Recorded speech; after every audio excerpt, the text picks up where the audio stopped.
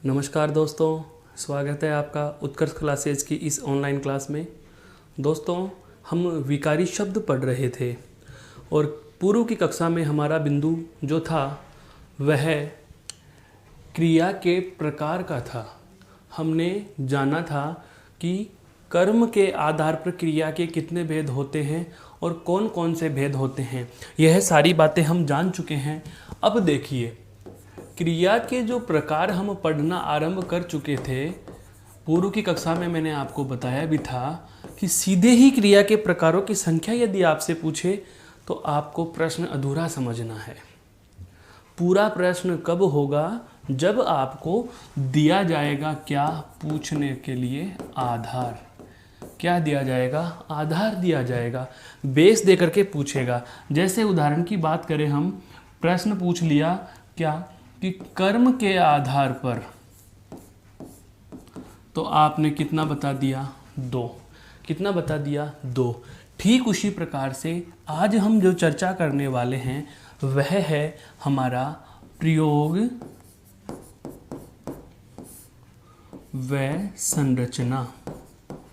प्रयोग व संरचना के आधार पर, प्रयोग व संरचना के आधार पर, प्रयोग व संरचना के आधार पर क्रिया के प्रकार। और प्रयोग व संरचना के आधार पर क्रिया के प्रकारों की बात की जाए तो आपके जहन में देखो, संख्या कभी पूछता नहीं है, फिर भी हम बता दें कि इसमें कितने प्रकारों की चर्चा हम करने वाले हैं। 8 प्रकारों की चर्चा हम करेंगे। कितने प्रकारों की चर्चा करेंगे आज? 8 प्रकारों की चर्चा करेंगे।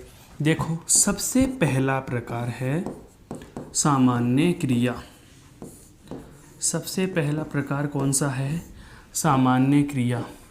दूसरा प्रकार है संयुक्त क्रिया। दूसरा प्रकार कौन सा है दोस्तों? संयुक्त क्रिया। तीसरा प्रकार है हमारा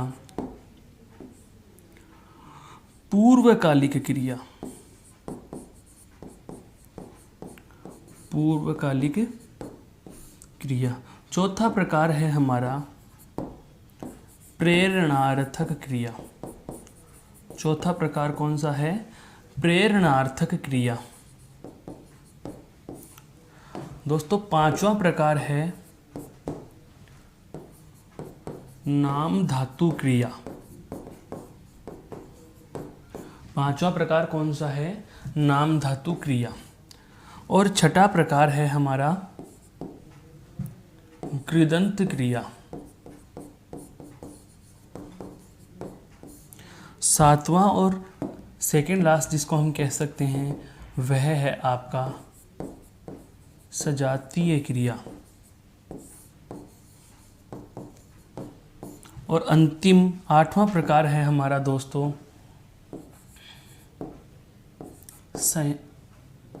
सहायक क्रिया। ये इस प्रकार से हमारे पास 8 नाम हैं। प्रयोग व संरचना के आधार पर क्रिया के प्रकार पूछे तो कितने होंगे? 8 होंगे। कौन कौन से होंगे? तो नाम आपके सामने उल्लिखित हैं। सामान्य क्रिया, संयुक्त क्रिया, पूर्वकालिक, प्रेरणार्थक, नाम धातु, कृदंत, सजातीय और सहायक क्रिया। बहुत ज़्यादा बड़े नहीं हैं, लेकिन हाँ, केवल संख्या ज़्यादा है। केवल संख्या ज़्यादा है। और केवल मात्र संख्या ज़्यादा होने से आप यह नहीं कह सकते कि ये कठिन होंगे। हो सकता है संख्या इसीलिए ज़्यादा हो क्योंकि ये ज़्यादा सरल हैं, और वास्तविकता भी है दोस्तों, ये बेहद सरल हैं, बहुत सरल हैं, बहुत बहुत ज़्यादा सरल हैं। नामों से ही हम इनके प्रश्नों के जवाब और इनके प्रकार और परिभाषाएं निकाल सकते हैं। देखो, हम एक एक की चर्चा करेंगे। एक बार मैं चाहूँगा कि आप प्रयोग और संरचना के आधार पर क्रिया के इन 8 नामों से परिचित हो जाएं। क्रिया के प्रकार प्रयोग व संरचना के आधार पर, और यह बांटने का हमारा कौन सा आधार है? दूसरा आधार है। कौन सा आधार है? दूसरा आधार है। देख लीजिए आप इसको। इसके बाद हम एक एक प्रकार की चर्चा करेंगे। तो चलो अब हम आरंभ करते हैं सबसे पहले प्रकार की चर्चा। सबसे पहला जो प्रकार है हमारे सामने वह है कौन सा? सामान्य क्रिया। सबसे पहला प्रकार कौन सा है दोस्तों? सामान्य क्रिया। सामान्य क्रिया क्या है यह जानिए, नाम से ही पता चल रहा है। सामान्य, जनरल वर्ब, बेसिक वर्ब। सामान्य क्रिया, सरल क्रिया। परिभाषा क्या है वह सुनो, फिर उसका एक वाक्य प्रयोग समझेंगे, उसकी टर्मिनोलॉजी समझेंगे, उसकी शर्त समझेंगे, उसकी कंडीशन को जानेंगे, फिर सारी चीज़ें क्लियर हो जाएंगी। मैं कहूँ कि यदि वाक्य में एक साधारण से कार्य को बताने के लिए एक ही क्रियापद प्रयुक्त किया जाए, पुनः सुन लीजिए, यदि वाक्य में एक सामान्य से कार्य को बताने के लिए क्रियापद भी कितने आ रहे हैं? एक, और काम भी कितना हो रहा है? एक। उदाहरण समझो परिभाषा के साथ में।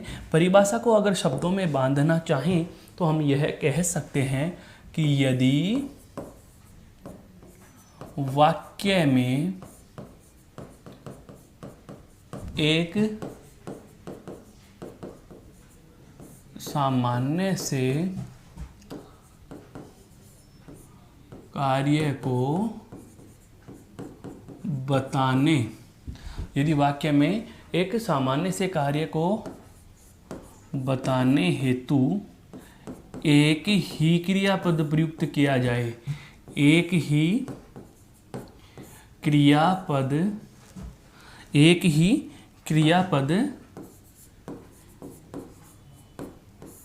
प्रयुक्त किया जाए, वह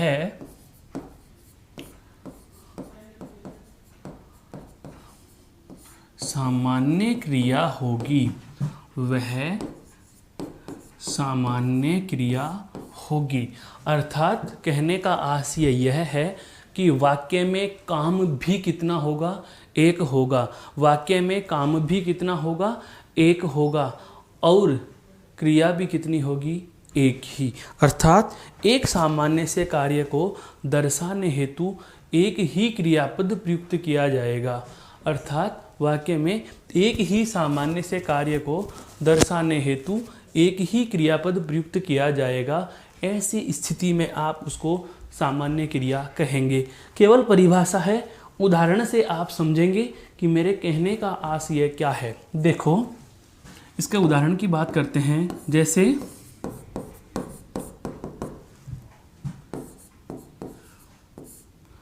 राम पुस्तक पढ़ता है। राम पुस्तक पढ़ता है। अगला उदाहरण मैं लिख रहा हूं, राधा बाजार जाती है। राधा बाजार जाती है। दोस्तों, एक महत्वपूर्ण बात सदैव ध्यान रखने की है। अब हम कर्म के आधार पर जो अकर्मक और सकर्मक क्रिया होती है उनकी चर्चा यहाँ नहीं कर रहे। कहने का आशय यह हुआ कि अब आपको इन पर सकर्मक या अकर्मक क्रिया के आधार से किसी भी प्रकार का निर्णय लेने की आवश्यकता नहीं है। क्यों?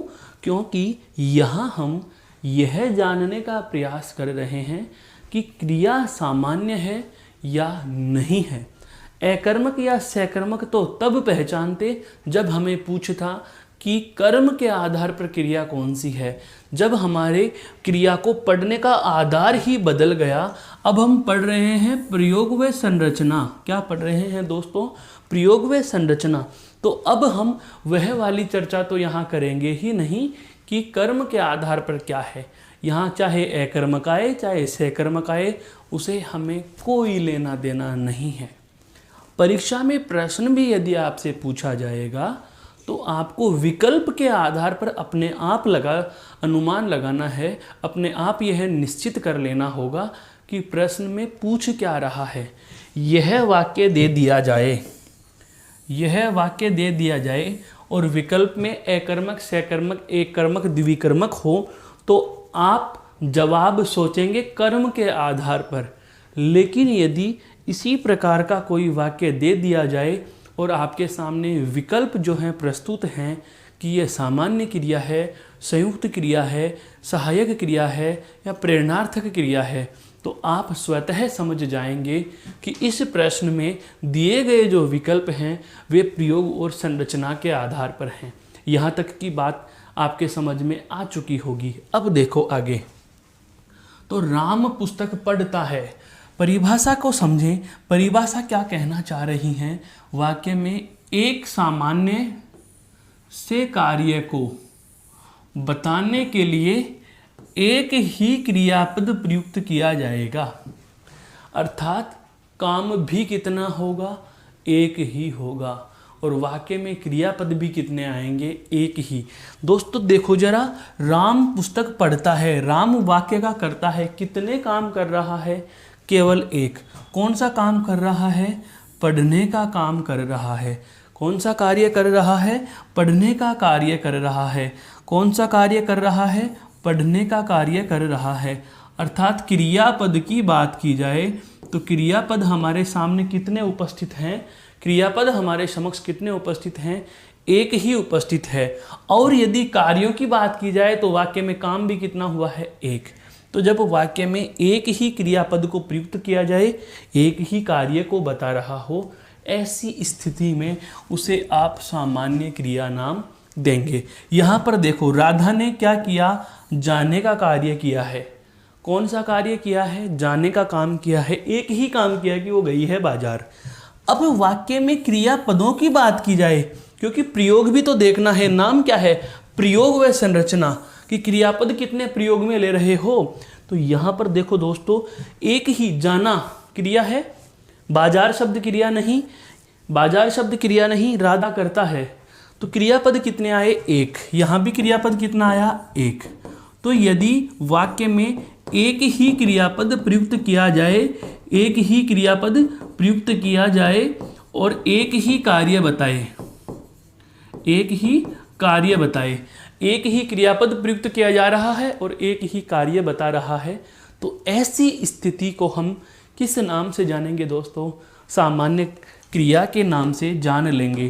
तो हम सार रूप में यह कह सकते हैं कि सामान्य क्रिया क्या होगी? सामान्य क्रिया के लिए आपको यह ध्यान रखना होगा कि एक ही क्रिया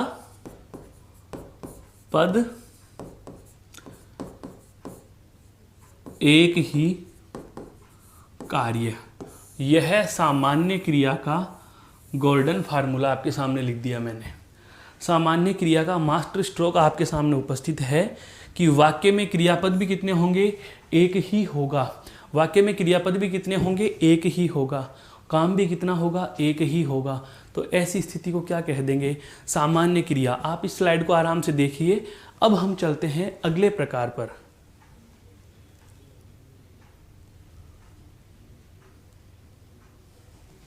देखो दोस्तों, दूसरा प्रकार की हम बात करें तो दूसरे प्रकार के नाम से ही आपको पता चल जाएगा, संयुक्त क्रिया। दूसरा प्रकार क्या है दोस्तों? संयुक्त क्रिया। संयुक्त का मतलब क्या होता है? जुड़ना। संयुक्त का मतलब क्या है? जुड़ी हुई क्रियाएं। ऐसी क्रियाएं जो जुड़ करके किसी काम को बताएंगी, तभी तो संयुक्त होंगी।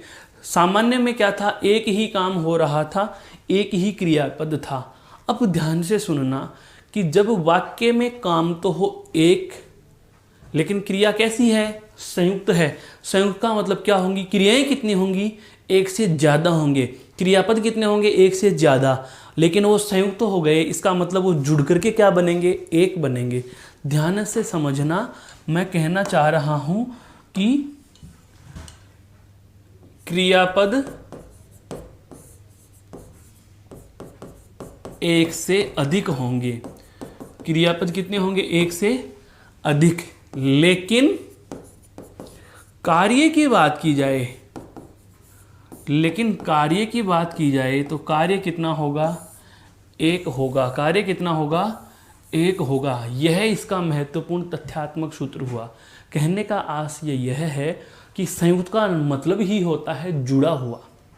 तो जब एक से अधिक भिन्नार्थक क्रियाएं जब एक से अधिक या हम कहें अलग अलग क्रियाएं जुड़ करके किसी एक ही काम की ओर संकेत करती हैं, तो ऐसी स्थिति में उन क्रियाओं को हम संयुक्त क्रिया के नाम से जानते हैं।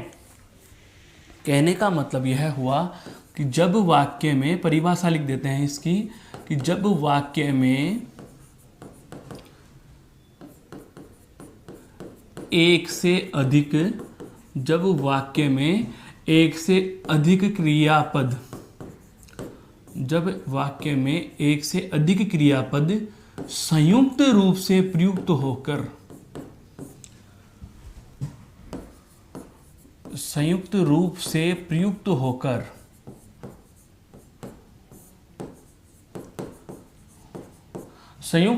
प्रयुक्त होकर एक ही कार्य को बताते हैं, एक ही कार्य को बताते हैं। बहुत अच्छे से समझ लो, वहां संयुक्त क्रिया होगी, वहां संयुक्त क्रिया होगी, वहां संयुक्त क्रिया होगी। पुनः सुन लीजिए कि जब वाक्य में, यहां पर देखो, यह हमने जो सूत्र लिखा है वह क्या कह रहा है, क्रियापद क्या है, एक से अधिक। क्रियापद क्या है दोस्तों, एक से अधिक, और काम कितना हो रहा है, एक। काम कितना हो रहा है, एक। उदाहरण से समझो इसको। जैसे हम बात करें,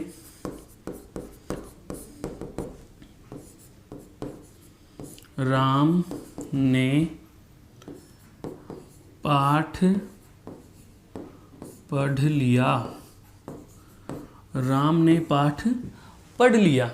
काम कितने किए राम ने, पहले ये देखिए, राम ने पाठ पढ़ लिया, एक ही काम किया है। क्या काम किया है, पाठ पढ़ने का। क्या काम किया है दोस्तों, पाठ पढ़ने का। कौन सा काम किया है, पाठ पढ़ने का काम किया है। लेकिन अब हम बात करें यहाँ वाक्य में क्रियापद कितने आए, तो देखो, लेना भी क्रिया होती है दोस्तों, लेना क्रिया होती है, और पढ़ना भी क्रिया होती है। क्या पढ़ा, पाठ। यह क्या है यहाँ पर, कर्म। राम कौन है, कर्ता। तो जब वाक्य में एक से अधिक, यहाँ दो क्रियाएं आ रही हैं, जब वाक्य में एक से अधिक क्रियापद एक साथ प्रयुक्त होकर के किसी एक कार्य को बताती हैं, जब वाक्य में दो क्रियापद संयुक्त रूप से किसी एक कार्य का बोध कराते हैं, तो इन क्रियाओं को, क्योंकि ये एक ही काम को बता रही हैं, इसलिए संयुक्त हो गई, जुड़ गई, और जुड़ जाने की वजह से ही इनको नाम क्या दे दिया, संयुक्त क्रिया। अब इस सूत्र को हमने जो लिखा उसमें देखो क्या लिखा हुआ है, क्रियापद हमारे कितने होंगे दोस्तों, क्रियापद कितने हैं। यहाँ क्रियापद की बात की जाए तो क्रियापद एक से अधिक, लेकिन कार्य कितना हो रहा है, एक हो रहा है। काम एक कौन सा हुआ, पाठ पढ़ने का, ये एक ही कार्य हुआ। कार्य तो कितना हुआ है, एक, और क्रियापद कितने आए, दो। क्रियापद कितने आए, दो। अन्य उदाहरण से भी आप इसे समझने की कोशिश करें। जैसे मैंने भोजन खा लिया, खा और लिया। मैंने खेल खेला, मैंने खेल खेला। या मैं यहाँ से चल दिया। चलना और देना दोनों क्रियाएं अलग अलग हैं, काम एक ही किया, क्या, चला। बस चली गई, चलना भी क्रिया और जाना भी क्रिया, दोनों क्रियाएं एक ही काम बता रही हैं, क्या, कि बस गई। कहने का मतलब यह हुआ कि जब दो अलग अलग अर्थ वाली क्रियाएं एक साथ प्रयुक्त होकर के किसी एक ही कार्य का बोध कराती हैं, तो ऐसी स्थिति में उन क्रियाओं को हम किस नाम से जानेंगे दोस्तों, तो वहाँ वे संयुक्त क्रिया के नाम से जानी जाएंगी। यहाँ तक की बात समझ में आ चुकी। एक बार आप इस स्लाइड को फिर से देख लीजिए, दोनों में अंतर जो है वह वही है। देखो, सामान्य क्रिया में हमने क्या लिखा था, अगर आपसे पूछ लिया जाए कि सामान्य क्रिया क्या होगी, तो सामान्य में एक ही कार्य और एक ही क्रियापद। जबकि बात की जाए संयुक्त की, बात की जाए संयुक्त की, तो दो क्रियापद और काम कितना होगा, एक। यह अंतर है इन दोनों में। एक काम एक क्रिया सामान्य, एक काम दो क्रियापद तो संयुक्त। दोनों को देख लीजिए, फिर चलते हैं हम इसके अगले प्रकार पर।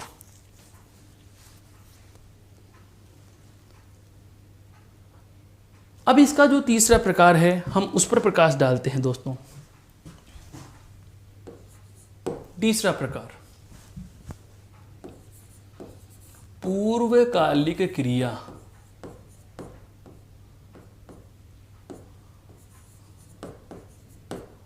कौन सी क्रिया? पूर्वकालिक क्रिया। पूर्वकालिक नाम से समझो, पूर्वकालिक क्रिया अर्थात पहले के काल की क्रिया। अब तक जो हमने पढ़ा, सामान्य क्रिया क्या थी? एक काम एक क्रिया। संयुक्त क्रिया क्या थी? एक काम दो क्रिया। लेकिन पूर्वकालिक क्रिया में दोस्तों क्या होता है, इसका बेसिक सेंस क्या कह रहा है वह समझिए। इसका बेसिक सेंस कहता है क्रियापद भी कितने होंगे? दो, और कार्य भी कितने होंगे? दो। अर्थात क्रियापद भी कितने होंगे? दो, और कार्य भी कितने होंगे? दो। अब अंतर कैसे आएगा, यह अंतर हमें जानना है। दो ही कार्य दो ही क्रियापद, एक साथ एक कर्ता दो काम कैसे कर पाएगा? जाहिर सी बात है वह क्रमानुसार कार्य करेगा। एक काम पहले शुरू हुआ पहले पूरा हो गया, एक काम पहले शुरू हुआ पहले पूर्ण हो गया, तत्पश्चात उसके बाद दूसरा काम शुरू हुआ और वह चल रहा है। कुछ समझ में आया? मेरे कहने का मतलब क्या है कि जब वाक्य में दो कार्य हों दो ही क्रियापद हों, या जब वाक्य में दो क्रियाएं प्रयुक्त होती हैं लेकिन उनमें से एक क्रिया पहले शुरू होकर के पहले ही पूर्ण हो जाती है, उसके बाद दूसरी क्रिया आरंभ होती है। उदाहरण से समझना, जैसे मैं खाना खाकर सो गया। मैं खाना खाकर सो गया। मैंने काम कितने किए दोस्तों? दो। कौन कौन से? एक तो भोजन खाने का और दूसरा सो जाने का। तो जब यहाँ पर देखिए खाना खाया और सो गया, जब कर्ता द्वारा दो क्रियाएं की जाती हैं लेकिन उनमें एक क्रिया पहले शुरू होकर पहले ही पूर्ण हो जाती है। खाना खाने का कार्य पहले शुरू हुआ और पहले ही क्या हो गया दोस्तों? पूर्ण हुआ। पहले ही क्या हो गया? पूरा हो गया। उसके बाद यह शुरू हुआ। अब यह पूरा हो या नहीं हो इससे हमें कोई मतलब नहीं है, क्योंकि नाम क्या कह रहा है? पूर्वकालिक। हमें तो पूर्व के काल की देखनी है। तो इन दोनों में पूर्वकालिक देखी जाए तो जो पहले पूरे होने वाली क्रिया है उसी को हम क्या कह देंगे? पूर्वकालिक कह देंगे। जैसे हम सीढ़ियाँ चढ़कर ऊपर पहुँचे, ऊपर पहुँचना हमारा दूसरा काम है। पहला काम कौन सा आरंभ किया? सीढ़ियाँ चढ़ना। तो जैसे ही हम सीढ़ियाँ चढ़ना शुरू कर रहे हैं, सीढ़ियाँ चढ़ने का काम हम पूरा कर चुके तो एक क्रिया शुरू होकर के खत्म हो गई, उसके बाद दूसरी क्रिया आरंभ हो रही है। सीढ़ियाँ चढ़कर कमरे में प्रवेश किया तो कमरे में प्रवेश करना दूसरा काम, सीढ़ियाँ चढ़ना पहला काम। तो जो पहले शुरू होकर पहले ही पूर्ण होता है उसे ही हम पूर्वकालिक कार्य कहते हैं और उसी क्रिया को पूर्वकालिक क्रिया कहा जाता है। तो इसको परिभाषा के शब्दों में हम बांधना चाहें तो क्या कहेंगे कि जब वाक्य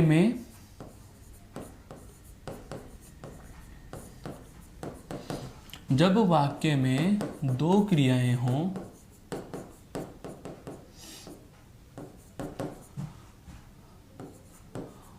उनमें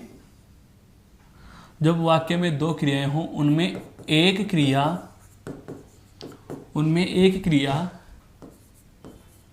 पहले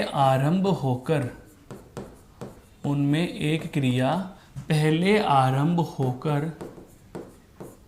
पहले ही पूर्ण हो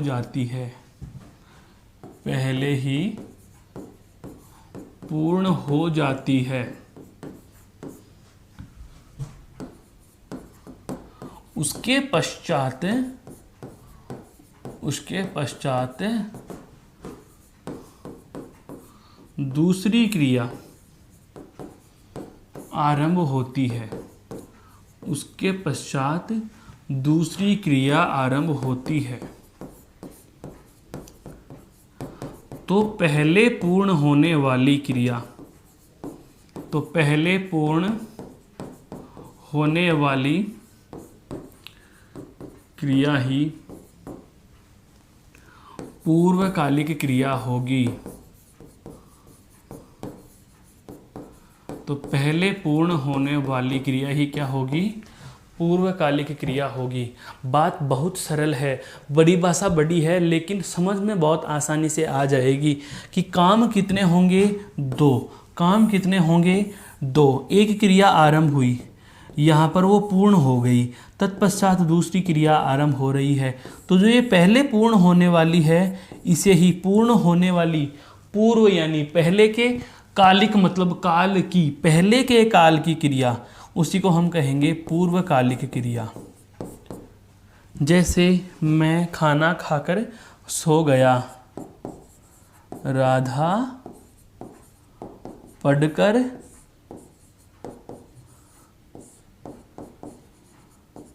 चली गई। राधा ने कितने काम किए? दो। एक तो पढ़ना और एक जाना। तो उसने पहले कौन सा कार्य शुरू किया? पढ़ने का। यह कर अर्थात पढ़ने का काम पूर्ण करके दूसरा काम उसने आरंभ किया। तो जो पहले शुरू होकर के पहले पूरा हो रहा कार्य है, तो जो पहले शुरू होकर के पहले पूर्ण हो रहा कार्य है, वही क्या कहलाएगा? पूर्वकालिक कहलाएगा दोस्तों। वही क्या कहलाएगा? पूर्वकालिक कहलाएगा। यह बात आपके समझ में आ चुकी होगी। अर्थात हम बात करें सामान्य क्रिया में, तो सामान्य क्रिया में एक काम एक क्रिया। दूसरी बात संयुक्त क्रिया की, तो उसमें दो क्रिया एक काम। लेकिन अगर हम बात करें पूर्वकालिक की, तो काम भी कितने? दो। क्रियाएं भी कितनी? दो। बस शर्त यह है, एक पहले पूरी होगी, उसके बाद दूसरी शुरू होगी। तो जो पहले पूरी हो गई वही पूर्वकालिक कहलाएगी। एक बार इस स्लाइड को देख लीजिए दोस्तों, उसके बाद हम चलते हैं अगले प्रकार पर।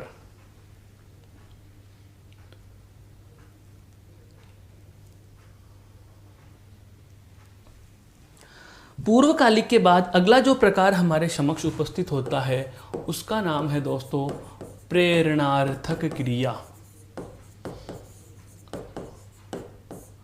Motivational verb. प्रेरणार्थक क्रिया, नाम से पता चल रहा है, ऐसी क्रिया जो प्रेरणा के बाद उत्पन्न होती है, ऐसी क्रिया जो प्रेरणा स्वरूप की जाती है, ऐसी क्रिया जिसके लिए हमें कर्ता को प्रेरित करना पड़ा, बाद में उसने किया। प्रेरित करने का मतलब यह है कि कह कर के किसी और से हम काम करवा रहे हैं।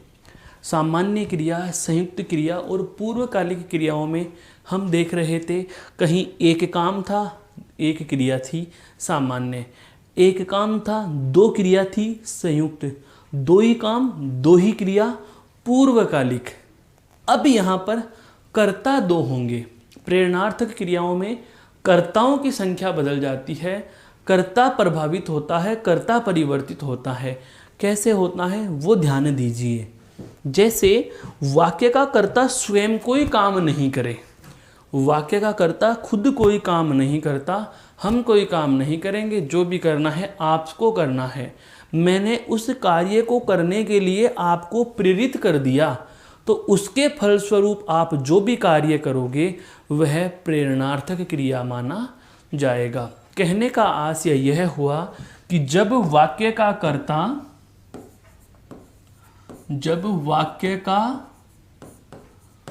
कर्ता अर्थात काम जिसे करना था वह वाक्य का कर्ता स्वयं कोई कार्य नहीं करता, स्वयं कार्य न करके अन्य से कराता है। जब वाक्य का कर्ता स्वयं कोई कार्य न करके अन्य से कराता है, तो ऐसा कार्य प्रेरणार्थक अर्थात प्रेरणा के अर्थ में, मोटिवेशन के बाद का, प्रेरित होने के बाद का, तो ऐसा कार्य प्रेरणार्थक कहलाता है। ऐसा कार्य क्या कहलाता है? प्रेरणार्थक कहलाता है। मेरे कहने का आशय यह हुआ दोस्तों कि जब कर्ता स्वयं कोई कार्य नहीं करेगा, किसी और से करवाएगा। जैसे माँ की तबीयत खराब है या माँ किसी अन्य कार्य में व्यस्त है, तो माँ ने अर्थात कर्ता ने बेटी से, माँ ने बेटी से भोजन बनवाया। माँ ने बेटी से भोजन बनवाया, माँ ने खुद ने नहीं बनाया। जब वाक्य का कर्ता स्वयं कोई कार्य नहीं करे, माँ ने थोड़ी बनाया है, भोजन बनाने का काम किसने किया? बेटी ने। तो ये तो कौन हो गया? वास्तविक कर्ता हो गई। ये कौन हो गई? वास्तविक कर्ता। लेकिन यहाँ पर ये भोजन बनाने का माध्यम बनी है, तो ये तो यहाँ पर क्या बन गई? संप्रदान बन गई। क्या बन गई? संप्रदान या कारक करण। तो यहाँ पर ये क्या बन जाएगी? कारक संप्रदान के लिए, या हम कहें करण के रूप में इसको प्रयुक्त कर लिया, करण कारक के रूप में इसको प्रयुक्त कर लिया, माध्यम के रूप में इसको प्रयुक्त कर लिया। माँ ने खुद ने खाना नहीं बनाया, अन्य से खाना बनवाया है, बेटी से खाना बनवाया है। तो जब वाक्य का कर्ता जो स्वयं होता है वह कर्ता कोई कार्य नहीं करे, जब वाक्य का कर्ता कोई कार्य नहीं करे, किसी अन्य से कार्य करवाया जाए, तो ऐसी क्रियाएं देखो, बनवाया, अगर यहाँ लिखा होता बनाया तो कर्ता ने बनाया, किसी अन्य से काम करवाया है तो हम क्या लिखेंगे? बनवाया है। जैसे हमने हेयर ड्रेसर से या हमने सैलून में जाकर के नाई से बाल कटवाए, खुद ने नहीं काटे, नाई से कटवाए हैं। दर्जी से कपड़े बनवाए हैं, खुद ने नहीं बनाए। तो जब कर्ता स्वयं कोई कार्य नहीं करता, किसी अन्य से काम कराता है, तो अन्य से कार्य करवाए हुए सभी के सभी प्रेरणार्थक कार्य माने जाते हैं, प्रेरणा के अर्थ के कार्य माने जाते हैं। और ऐसी क्रियाओं को क्या कहा जाता है? प्रेरणार्थक क्रियाएं कहा जाता है। जैसे चलना, खुद का चलना, चलाना, खुद का चलाना, लेकिन लिखा होता चलवाया, तो यह प्रेरणार्थक होगी। यह क्या हो जाएगी दोस्तों? प्रेरणार्थक हो जाएगी। समझ रहे हैं आप मेरी बात को? जैसे मैंने पत्र लिखा, लिखना या लिखता, तब ये सामान्य या संयुक्त हो सकती हैं। लेकिन यदि लिखवाया जाए, जैसे लिखवाया आ जाता, तो इस स्थिति में आप इसे क्या कह देते? प्रेरणार्थक हो जाती। यह भी क्रिया क्या हो जाती? प्रेरणार्थक हो जाती। जैसे दादाजी पढ़े लिखे नहीं हैं, या कोई अन्य ताऊजी पढ़े लिखे नहीं हैं, दूर दराज से कोई चिट्ठी आई, दादाजी को पढ़ना नहीं आता, उन्होंने अपना पत्र पड़ोस में रहने वाले मोहन से पढ़वाया, मोहन से पढ़वाया।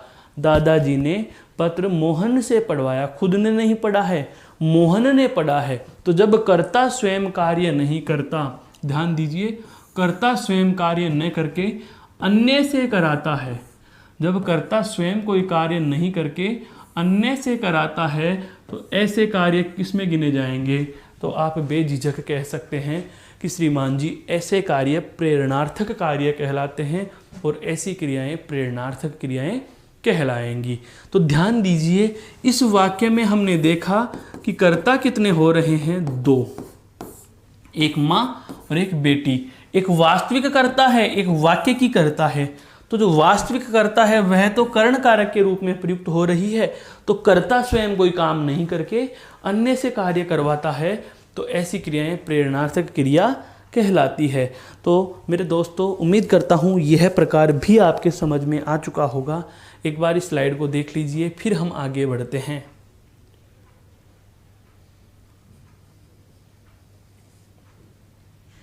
यह प्रेरणार्थक क्रिया की बात। अब अगला जो प्रकार आता है वे स्वतंत्र प्रकार आएंगे। 4 प्रकार, चारों संबंधित हैं, जैसे सामान्य, संयुक्त और पूर्वकालिक तथा प्रेरणार्थक। अब हम बात करेंगे कौन सी की?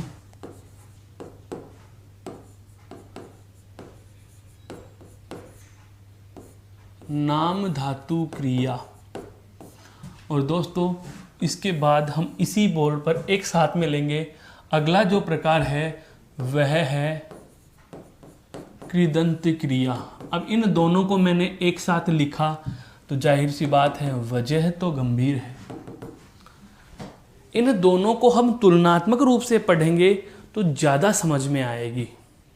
इन दोनों को तुलनात्मक रूप से और एक साथ लेंगे तो बेहतर समझ में आएगी। हालांकि इनके तथ्य अलग अलग हैं पर तरीका एक जैसा है। और वो तरीका क्या है, पहले आप उसे जानिए, उसके बाद हम आते हैं तो तरीका समझो। हम बात करें यदि विकारी शब्दों की, और विकारी शब्दों में हम जानते हैं सबसे पहला विकारी शब्द क्या है, संज्ञा। दूसरा विकारी शब्द हमारे पास क्या आया था, सर्वनाम। तीसरा विकारी शब्द आता है क्या दोस्तों, विशेषण। और चौथा विकारी शब्द आता है क्या, क्रिया। चौथा विकारी शब्द क्या आता है, क्रिया। दोस्तों हम आने वाली कक्षाओं में दो बिंदु पढ़ेंगे, एक तो पढ़ेंगे उपसर्ग और एक पढ़ेंगे क्या, प्रत्यय। क्या पढ़ेंगे, प्रत्यय। इन दोनों के दोनों बिंदुओं के लिए एक महत्वपूर्ण बात बता देता हूं। उपसर्ग या प्रत्यय जहां कहीं भी जुड़ते हैं तो ये शब्द को जैसे ही जुड़ते हैं उस पर अपना क्या डालते हैं, ये प्रभाव डालते हैं। शब्द पर क्या डालते हैं, प्रभाव डालते हैं। और प्रभाव डाल करके हो सकता है उसे क्या कर दें, परिवर्तित कर दें। क्या कर दें, परिवर्तित कर दें। और किसी शब्द को यदि हम परिवर्तित करेंगे तो जाहिर सी बात है उसको हम कह सकते हैं कि उसमें क्या आ गया, विकार आ गया, उसमें वलन आ गया, टेढ़ापन आ गया, अर्थात उसमें कोई ना कोई हलचल हो गई।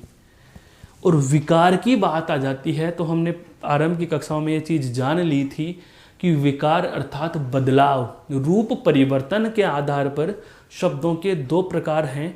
एक वे शब्द जिनमें बदलाव होता है, एक वे शब्द जिनमें बदलाव नहीं हो सकता। तो जिनमें बदलाव होता है उन्हें विकारी कहा जाता है। और विकारी 4 हैं संख्या में, अर्थात हम संज्ञा शब्द को भी बदल सकते हैं, सर्वनाम को भी बदल सकते हैं, विशेषण को भी बदल सकते हैं और क्रिया को भी बदल सकते हैं। ध्यान देना, यदि संज्ञा का मतलब क्या होता है दोस्तों, नाम। दुनिया के सब नाम क्या हैं, संज्ञाएं। और उन सब का नाम क्या है, एक तो हो गया सब नाम, और ये क्या होता है, उन सब का नाम। ये दोनों बातें हम बहुत अच्छे से जान चुके हैं। दुनिया के सब नाम क्या है, संज्ञा, और उन सब का नाम क्या है, सर्वनाम। और इन दोनों की विशेषता बताए, इन दोनों की कोई विशेषता बताए तो हम पूर्व की कक्षाओं में जान चुके हैं विशेषता बताने वाला यह क्या होता है, विशेषण। तो मैं ओवरऑल यह कह सकता हूँ या नहीं कि इन तीनों का संबंध दोस्तों नाम से है। किससे संबंध है, नाम से संबंध है। लेकिन क्रिया की बात की जाए तो जो क्रिया होती है उसका संबंध किससे होता है, धातु से होता है। किससे होता है दोस्तों, धातु से होता है। पुनः सुन लीजिए, संज्ञा, सर्वनाम और विशेषण, इन तीनों शब्दों का जो संबंध है वह किससे होता है, नाम से होता है। वह किससे होता है, नाम से होता है। लेकिन क्रिया का संबंध होता है दोस्तों, वह किससे होता है, धातु से होता है। प्रश्न क्या है, वह सुनना। संज्ञा, सर्वनाम और विशेषण ये तीनों नाम वर्ग के शब्द हैं। कौन से वर्ग के हैं, नाम वर्ग के हैं। अर्थात संज्ञा, सर्वनाम और विशेषण प्रत्यक्ष या अप्रत्यक्ष रूप से नाम से संबंध रखते हैं। और ये क्रिया किससे रखती है, धातु से रखती है। किससे रखती है, धातु से। अब ये चारों के चारों शब्द कैसे हैं, विकारी। कैसे शब्द हैं दोस्तों, विकारी। अर्थात इन चारों शब्दों में हम बदलाव कर सकते हैं। और चारों शब्दों में हम बदलाव करेंगे तो बदलाव की जो शब्द परिवर्तन की जो शर्तें हैं, बदलाव या परिवर्तन की जो शर्तें हैं वो कितनी हैं, 4। 4 कौन कौन सी हैं, लिंग है, वचन है, काल है और एक दोस्तों क्या है, अंतिम कारक। लिंग, वचन, काल और कारक के आधार पर हम इन चारों प्रकार के शब्दों को बदल सकते हैं। अब ध्यान देना, यहाँ पर इन्हें बदलने के लिए हमें किसका सहारा लेना पड़ेगा, प्रत्यय का सहारा लेना पड़ेगा। किसका सहारा लेंगे, प्रत्यय का सहारा लेंगे। अब सुनना, यदि इन चारों में से हम बात करें कि इनके कितने वर्ग बन गए, ग्रुप कितने बने, तो आप कहोगे कि सर आपने 2 ग्रुप बना दिए, एक नाम का ग्रुप बना दिया और एक बिना नाम का ग्रुप बना दिया। अर्थात ये तीनों संज्ञा, सर्वनाम और विशेषण, इनका संबंध किससे हुआ? नाम से। और इस क्रिया का संबंध किससे हो गया? धातु से। तो 2 वर्ग हो गए और हमें क्या करना है? इन दोनों से ही क्रियाएं बनानी है। अर्थात मेरे कहने का आशय यह हुआ दोस्तों कि जो हम ये नाम धातु और ये कृदंत क्रिया पढ़ेंगे, नाम धातु और कृदंत क्रिया और नई चीज नहीं बल्कि विकारी शब्दों से बनने वाली क्रियाओं के प्रकार हैं। विकारी शब्द कितने हैं? 4। विकारी शब्द 4 कौन कौन से हैं आपको पता चल चुके हैं। तो जो संज्ञा, सर्वनाम और विशेषण हैं वो तो नाम वाले हैं, अर्थात नाम धातु होंगी। और अकेली क्रिया है जो धातु होती है वो कौन सी होगी? कृदंत होगी। क्योंकि दोस्तों मैंने अभी बताया आपको कि हम इस प्रकार की क्रियाएं बनाने के लिए किसका सहारा लेंगे? प्रत्यय का सहारा लेंगे। और आपको मैं थोड़ा सा अग्रिम जानकारी दे दूं कि प्रत्यय के 2 प्रकार माने जाते हैं। प्रत्यय के कितने प्रकार माने जाते हैं दोस्तों? 2 प्रकार माने जाते हैं। प्रत्यय के इन 2 प्रकारों में एक होता है तद्धित प्रत्यय। एक तो क्या होता है दोस्तों? तद्धित प्रत्यय। और एक होता है कृत प्रत्यय। एक क्या होता है? कृत प्रत्यय। कृत प्रत्यय जो जुड़ते हैं वो क्रिया के मूल रूप, क्रिया मूल रूप अर्थात हम कहें धातुओं के जुड़ते हैं। और तद्धित प्रत्यय जो होते हैं वो नाम वर्ग के जुड़ते हैं। किसके जुड़ेंगे? नाम वर्ग के। अब कृत जिसके अंत में हो, ध्यान से समझना, कृत किसके जुड़ेगा? धातु के। कृत जिसके अंत में हो। संधि में हमने देखा था वर्ग के प्रथम वर्ण के बाद यदि किसी भी सहघोष वर्ण या स्वर का योग होता है तो पहला वर्ण अपने ही वर्ग के तीसरे में बदल जाएगा, तय के स्थान पर दकार हो जाएगा। तो शब्द क्या बन गया? क्री और दय, और उसके बाद में क्या है? अंत। सबको जोड़ेंगे तो क्री का क्री, दय में ए जुड़ गया, दय पूरा, न और तय, कृदंत बन गया।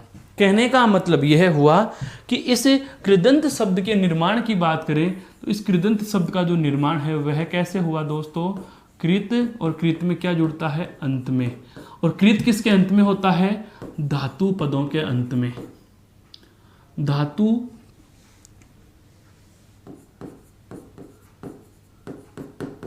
पदों के लगने वाले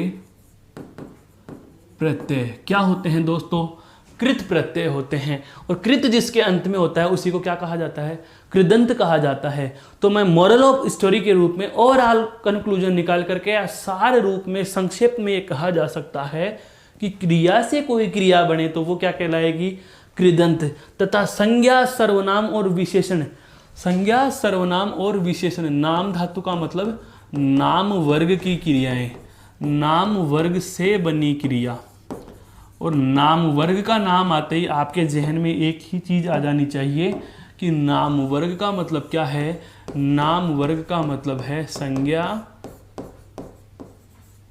या सर्वनाम या विशेषण। अर्थात मैं कहूं कि संज्ञा, सर्वनाम और विशेषण से बनने वाली क्रियाएं। तो परिभाषा क्या हो जाएगी?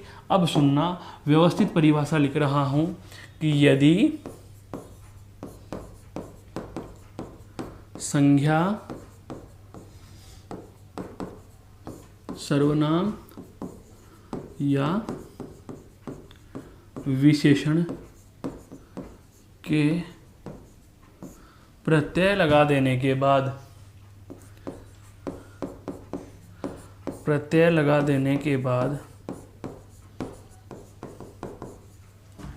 बनने वाला शब्द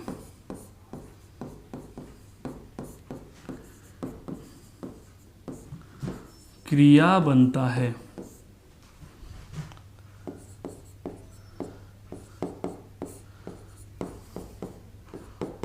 तो उसे नाम से बनने वाली क्रिया है ना वो, तो इसलिए क्या कहेंगे? उसको नाम धातु क्रिया कहते हैं। तो उसे नाम धातु क्रिया कहते हैं।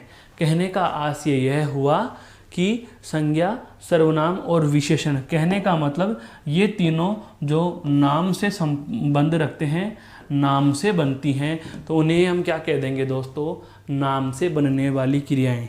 जैसे अब समझो, लालची शब्द विशेषण है लालच, लालच, और लालच से हम शब्द बनाते हैं ललचाना, क्रिया है। जैसे हम उदाहरणों की बात कर रहे हैं दोस्तों, जैसे लालच शब्द से क्या बना, ललचाना।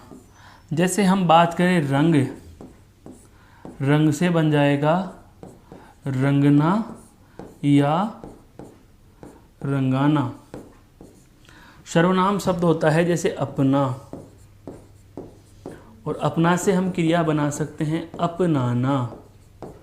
क्या बना सकते हैं दोस्तों, अपनाना। क्या बना सकते हैं, अपनाना। भाववाचक संज्ञा शब्द है जैसे शर्म, क्या शब्द है, शर्म, और शर्म से बन सकता है जैसे शर्माना। क्या बन सकता है, शर्माना। जैसे शब्द आता है दोस्तों लज्जा, और लज्जा से बनता है लजियाना, या आप कह सकते हो लजाना। तो ये संज्ञा, सर्वनाम और विशेषणों के कतिपय उदाहरण मैंने आपके समक्ष लिखे हैं, जिनमें आपने देखा कि इन शब्दों के आगे ना प्रत्यय जोड़ते ही जो संज्ञा, सर्वनाम या विशेषण जो शब्द थे वे सारे के सारे किस में परिवर्तित हो गए दोस्तों, विशेषण, संज्ञा और सर्वनाम सभी क्रियाओं में बदल गए हैं। तो संज्ञा, सर्वनाम और विशेषण अर्थात नाम से हमने क्रियाएं बना दी, इसीलिए उनको नाम धातु क्रिया कहा, नाम से बनने वाली क्रिया कहा। अब आते हैं हम कृदंत क्रिया की ओर। कृदंत क्रिया में यहाँ पर देखो नाम से पता चल गया, कृत प्लस अंत में, कृत जिसके अंत में है, और कृत किसके अंत में लगता है, धातु पदों के अंत में। तो देखो विकारी शब्द हमारे पास 4 थे, संज्ञा, सर्वनाम और विशेषण तो नाम धातु में आ गए, तो अकेला क्या बचा, क्रिया या क्रिया का मूल रूप। तो इसकी परिभाषा क्या हो जाएगी, क्रिया या धातु रूप के साथ प्रत्यय जोड़कर,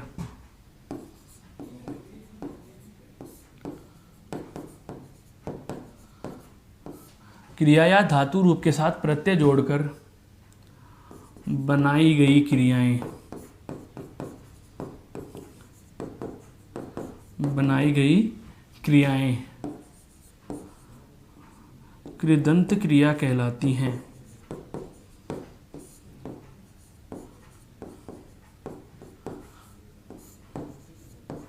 कृदंत क्रिया कहलाती हैं। जैसे दोस्तों चलना क्रिया है, यह तो मूल क्रिया हो गई, लेकिन इसमें बात की जाए तो धातु रूप कौन सा है, चलना में कौन सा है, चल। और अब देखो इससे मैं बना रहा हूं चलता, ना की जगह ता जोड़ दिया, क्योंकि ना जोड़कर क्रिया बनती है, यह तो हमने पहली ही कक्षा में जान लिया था, क्रिया की पहली कक्षा में, कि धातुओं में ना जोड़ेंगे तो नया बनने वाला शब्द क्रिया होगा। लेकिन मैंने यहाँ ना नहीं जोड़ा, बल्कि चल में क्या जोड़ा, ता जोड़ा, और शब्द बन गया चलता, यह भी क्रिया ही है। मैंने यहाँ पर जोड़ा कर, तो शब्द बन गया चलकर, यह भी क्रिया ही है। जैसे मैंने यहाँ पर जोड़ा आ, तो शब्द बन गया चला, यह भी क्या है, क्रिया ही है। मैंने इसमें जोड़ा एगा, तो शब्द बना चलेगा, यह भी क्या है, क्रिया ही है। जैसे लिख शब्द है लिख, और लिख से भी हम विभिन्न प्रकार की क्रियाएं बना सकते हैं। जैसे लिख से सबसे पहले तो मूल क्रिया क्या बनती है, लिखना बनती है दोस्तों, लेकिन इसके अलावा और कौन सी क्रियाएं बनाई जा सकती हैं, लिखा, लिखता, लिखेगा या लिखकर। मेरे कहने का आशय यह है कि हम धातु या संज्ञा, सर्वनाम और विशेषण पदों के प्रत्यय जोड़कर भी क्रियाएं बना सकते हैं। तो संज्ञा, सर्वनाम और विशेषण अर्थात इन सभी का संबंध नाम से होता है, तो इनसे बनने वाली क्रियाएं तो नाम धातु क्रिया होंगी। और संज्ञा, सर्वनाम और विशेषण के अलावा अंतिम विकारी शब्द जो आपका क्रिया बचता है, उस क्रिया के प्रत्यय जोड़कर यदि आप नई क्रियाएं बनाते हो तो ऐसी क्रियाओं को हम कृदंत क्रिया के नाम से जान लेंगे। उम्मीद करता हूँ यह नाम धातु और कृदंत क्रिया का भी खेल आपके समझ में आ चुका होगा। आगे इसको एक बार गौर से देख लीजिए दोस्तों, फिर हम शेष रहे अंतिम 2 प्रकारों पर चर्चा करते हैं।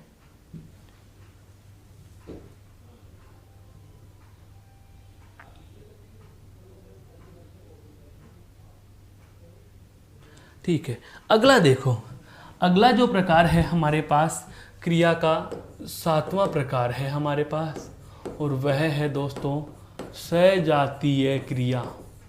नाम पर जाना, नाम क्या कह रहा है? सजातीय क्रिया, अर्थात यह कह सकते हैं समान जाति की क्रिया। समान जाति की क्रिया, समान जाति की क्रिया, सजातीय, एक जैसी जाति की। दोस्तों इसको समझने के पहले आप थोड़ा सा एक बार प्रत्यास्मरण करेंगे। त्रिशब्द सूत्र जो वाक्य के लिए थे कौन कौन से थे? कर्ता, कर्म और क्रिया। कर्ता, कर्म और क्रिया, इन तीनों के लिए मैंने आपको कहा भी था पूर्व की कक्षाओं में, आज से 3 या 4 कक्षाओं पहले की हम बात करें तो एक लाइन आई थी, आप जरा अपने दिमाग पर जोर डालिए। मैंने कहा था कि वाक्य का कर्ता और कर्म अर्थात सेंटेंस का सब्जेक्ट और ऑब्जेक्ट या तो नाउन होता है और या प्रोनाउन होता है, अर्थात या तो संज्ञा शब्द होगा या फिर सर्वनाम शब्द होगा। यह बात हम बहुत भली भांति जानते हैं कि वाक्य में प्रयुक्त कर्ता और कर्म या तो संज्ञा शब्द होते हैं या फिर सर्वनाम शब्द होते हैं। यह बात हमें बहुत अच्छे से पता है। अब देखो महत्वपूर्ण बात, जब भी सजातीय क्रिया होगी तो जो आपका कर्म होता है यह कर्म संज्ञा और सर्वनाम से न बन करके किससे बनेगा दोस्तों? धातु से बनेगा।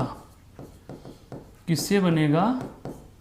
धातु से बनेगा। पुनः सुन लीजिए कि जब भी सजातीय क्रिया की बात की जाती है तो सजातीय क्रियाओं में जो कर्म होगा वाक्य का, वह कर्म वास्तव में बनना तो चाहिए संज्ञा और सर्वनाम से, लेकिन सजातीय क्रियाओं में जो कर्म होता है वह संज्ञा और सर्वनाम से न बनकर किससे बनता है दोस्तों? धातु से बनता है। यह बात परिभाषा में कभी लिखी हुई नहीं मिलती है, यह तथ्य हमें समझना पड़ता है। अभी परिभाषा के पश्चात हम उदाहरण की चर्चा करेंगे, उस समय यह बात आपके समक्ष में रखने वाला हूँ। पहले देखो इस पर एक बार हम परिभाषा लिख लेते हैं कि जब वाक्य में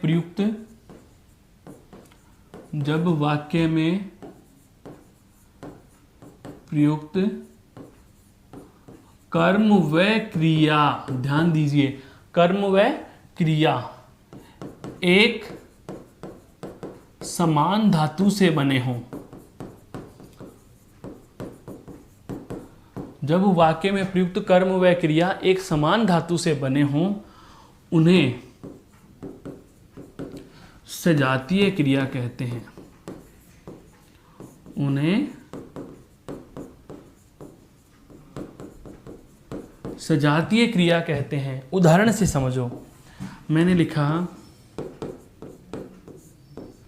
भारत ने लड़ाई लड़ी।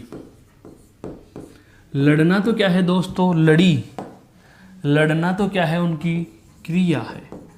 लड़ना तो दोस्तों क्या है? इस वाक्य में क्रिया है। क्या लड़ी? लड़ाई। यह क्या है? यहाँ पर कर्म है। भारत ने अर्थात कर्ता ने, कर्ता ने, भारत एक देश का नाम है, इसका मतलब क्या है? यहाँ पर संज्ञा है। क्या है यहाँ पर? संज्ञा। अब पुनः सुन लीजिए, मैंने अभी अभी कहा कि कर्ता और कर्म संज्ञा या सर्वनाम से बने हैं।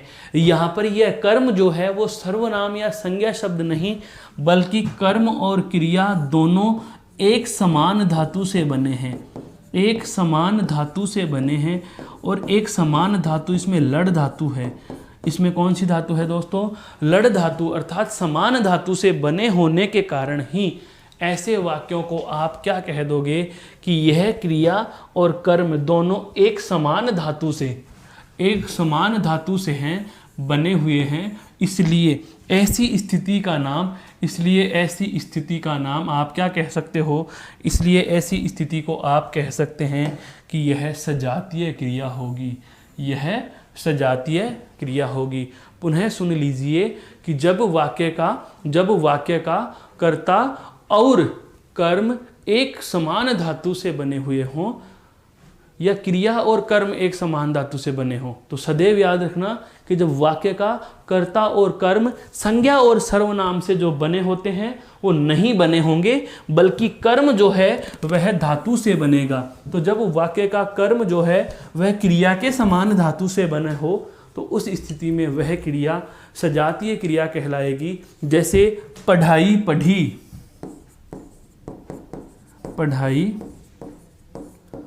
पढ़ी, खेल खेला, खेल खेला, रोज रोया, पढ़ाई पढ़ी, चढ़ाई चढ़ी, चाल चली। इस प्रकार के शब्द आपको मिलेंगे तो आप उसे कहेंगे दोस्तों सजातीय क्रिया। तो आशा करता हूँ यह क्रिया का जो था सेकेंड लास्ट भाग सजातीय क्रिया आपको समझ में आया। अब हम इसके अंतिम प्रकार की चर्चा करते हैं, और इसका जो अंतिम प्रकार है वह है दोस्तों कौन सा? सहायक क्रिया। और यह तो आपको नाम से ही पता चल गया, सहायक का मतलब क्या होता है? सहायता करने वाली, सहायता करने वाली।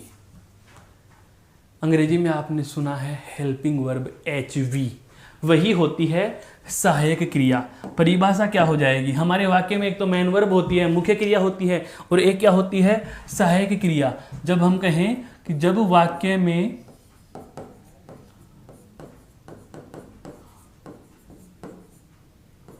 प्रयुक्त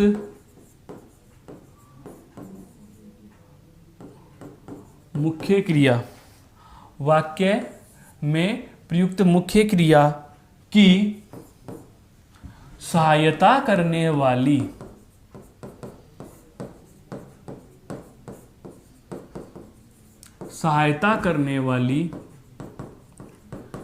क्रियाओं को सहायक क्रिया कहते हैं। मुख्य क्रिया की सहायता करने वाली क्रियाओं को क्या कहते हैं? सहायक क्रिया कहते हैं। बहुत मुश्किल नहीं है यह सबसे सरल प्रकार है।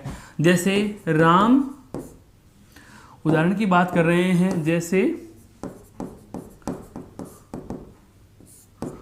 राम पाठ पढ़ रहा है, राम पाठ पढ़ रहा है। यहां पर देखिए राम वाक्य का क्या है दोस्तों? कर्ता। राम क्या है वाक्य का? कर्ता। पढ़ना क्या है उसकी? क्रिया। क्या पढ़ रहा है? पाठ। कर्म। रहा है, एक वाक्य में आ जाए राम पाठ पढ़ता है, एक वाक्य में आ जाए पढ़ता था, पढ़ता था। तो यहां पर ध्यान देने वाली बात है दोस्तों कि यहां जैसे रहा है, ता है और ता था, ये शब्द जो आगे हम मुख्य क्रिया के आगे जोड़ रहे हैं, वाक्य में मुख्य क्रिया के साथ जो जुड़े हुए हैं, इन्हें कहा जाता है सहायता करने वाली क्रियाएं, अर्थात सहायक क्रियाएं। अब बात कहोगे कि सर यह चीज़ तो हमें बहुत पहले से पता थी, यह बताने की क्या ज़रूरत थी? बिल्कुल दोस्तों, यह परिभाषा के संदर्भ से महत्वपूर्ण नहीं है, लेकिन इसके लिए एक महत्वपूर्ण बात आती है, क्या? सहायक क्रिया। अर्थात आपने अंग्रेजी में भी सुना होगा कि सेंटेंस की हेल्पिंग वर्ब से हम टेंस पहचान सकते हैं। हिंदी में सुने तो हम कहेंगे क्या? कि वाक्य की सहायक क्रियाएं वाक्य के काल का बोध कराती हैं। अर्थात इसको सरल शब्दों में लिखें तो हम कैसे लिख सकते हैं कि सहायक क्रियाएं, ये बहुत महत्वपूर्ण तथ्य है जो सहायक क्रिया के महत्व को बढ़ाता है। क्या? सहायक क्रियाएं वाक्य के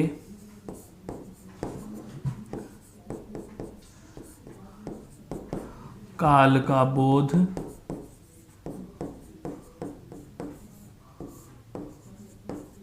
कराती हैं। सहायक क्रियाएं जो होती हैं वो सेंटेंस की हेल्पिंग वर्ब जो होती हैं वो टेंस बताती हैं। अर्थात सहायक क्रियाएं ही हमें क्या करती हैं? वाक्य के काल का बोध कराती हैं कि कौन से काल का है। जैसे रहा है अपूर्ण वर्तमान काल का वाक्य हो गया, ता है सामान्य वर्तमान काल का वाक्य हो गया, और ता था यह भूतकाल का वाक्य हो गया। तो यह चीज़ आपके समझ में आ चुकी होगी कि किस तरीके से काल का महत्व कराने या काल का बोध कराने वाली क्रियाएं कौन सी होती हैं दोस्तों? सहायक क्रियाएं होती हैं। और जो ये आज की कक्षा में हमने जाना, यह सारा का सारा वर्णन था कर्म के आधार पर। तो अकर्मक और सकर्मक जो पूर्व कक्षाओं में पढ़ चुके थे, उसके बाद हमने आज लिया प्रयोग व संरचना के आधार पर क्रिया के प्रकार, जो 8 प्रकार थे मैंने आपके सामने प्रस्तुत किए। आशा है आपको ये बेहद समझ में आए हैं, और इससे जुड़ी हुई कोई भी बात हो तो आप कमेंट करके पूछ सकते हैं। अगली कक्षा में हम चर्चा करेंगे अगले बिंदु पर, नए बिंदु पर। तब तक के लिए धन्यवाद, नमस्कार।